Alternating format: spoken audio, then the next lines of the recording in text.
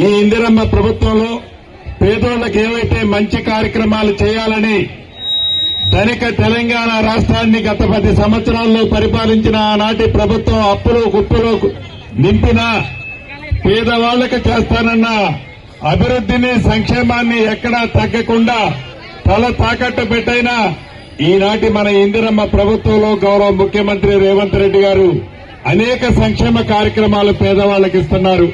ఇందాక మిత్రులు చెప్పినట్లు అది 200 యూనిట్లు ఉచిత కరెంటు కావచ్చు, సన్న బియ్యం కావచ్చు, ఆడబిడ్డలు ఎంత దూరం ప్రయాణం చేసినా ఉచిత ప్రయాణం ఆర్టీసీ బస్సులో కల్పించిన సంక్షేమం కావచ్చు, వైద్యానికి విద్యకి ఈ ప్రభుత్వం వేసిన పెద్ద పీట కావచ్చు.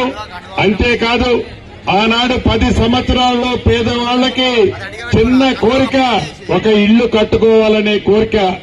ఆ కోరిక కాళేశ్వరం కడితే కమిషన్ వస్తుందని ఆశపడి పేదవాడి చిరకాల కోరిక చిన్న కోరిక ఇల్లు కూడా కట్టలేని ఆనాటి ప్రభుత్వ పరిస్థితి మనం ప్రత్యక్షంగా చూశాం.